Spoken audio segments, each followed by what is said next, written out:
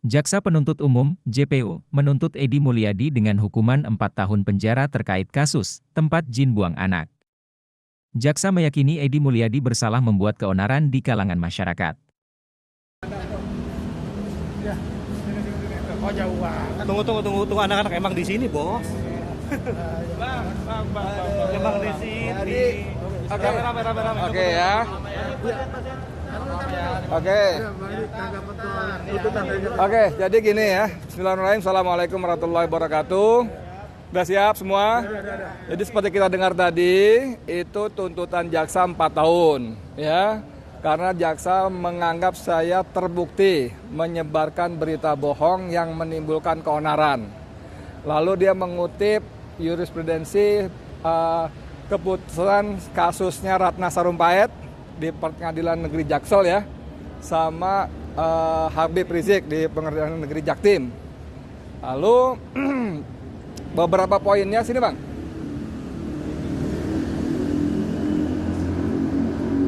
Ini Bang Samsir Jalil, lawyer senior kita. Saya lanjut Bang ya. Ya, lanjut.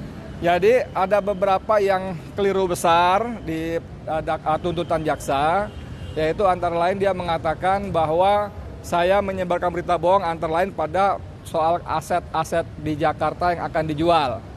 Padahal dalam persidangan sudah terungkap, bahkan hakim pun mengatakan undang-undangnya memungkinkan untuk menjual aset.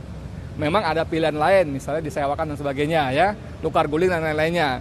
Tapi dalam persidangan terungkap bahwa yang saya sampaikan itu adalah mengutip berita.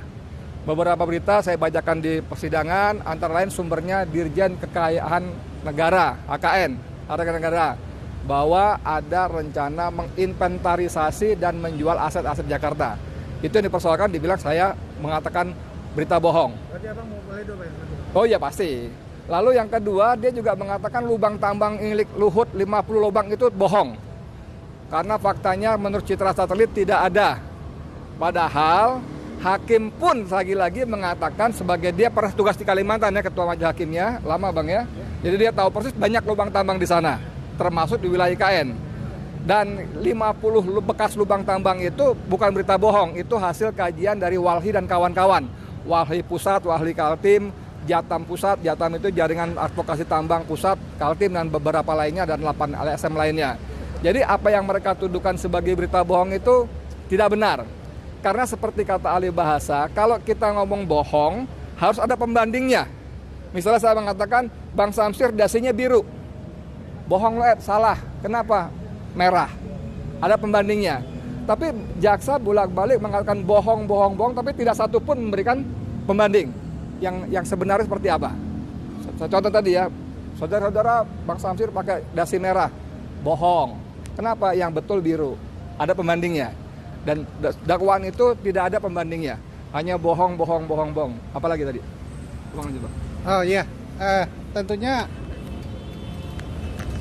dakwaan yang disiapkan oleh JPU itu cukup panjang ya, tapi yang dibacakan itu 500 dalam jumlah 500, mungkin sedikit lebih ya dibandingkan dengan dakwaan yang hampir 1000, akan tetapi 1000 lebih ya yang berikut lampirannya. 1313. Tapi tentunya seperti saya sampaikan tadi, dakwaan yang dimulai tanggal 10 Mei sampai sekarang ini tuntutan tanggal 1 September, hampir 4 bulan proses persidangan yang 1 minggu 2 kali, 25 kali sidang.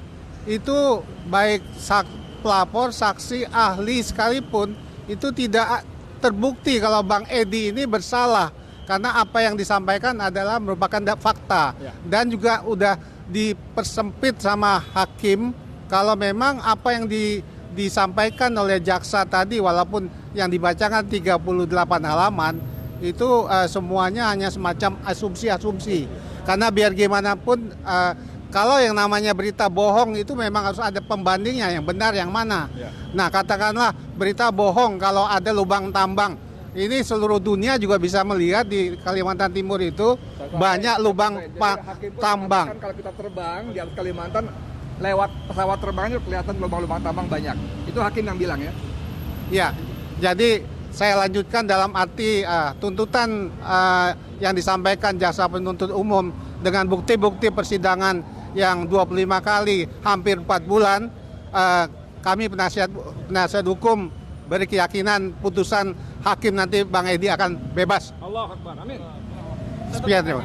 Amin. Iya, silakan. Tadi saya dengar tidak ada satu pernyataan dari JPU soal link sampai saat ini. Oh kita iya lihat Bang, itu barang belum bukti bisa pasal diakses. 6 KUHP. Oh, Nah, Pasal apa KUHP. tanggapannya dari kuasa Iya, pasal 6 hukum? KUHP. Padahal kan itu harusnya jadi bukti utama. iya. Dalam barang bukti itu ya, itu tentunya seperti yang tercantum dalam Undang-Undang ITE, itu mestinya barang bukti itu harus bisa Ya, harus bisa akses. akses ke internet.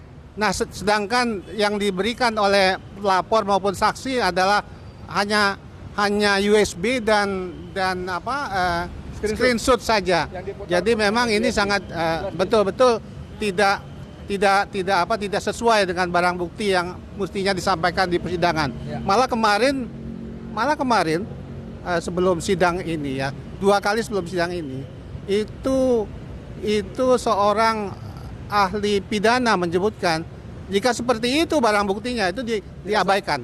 Itu diabaikan. Demikian. Oke, makasih ya. Oke, terima kasih. Mohon doanya ya. Mohon doanya ya. Mantap.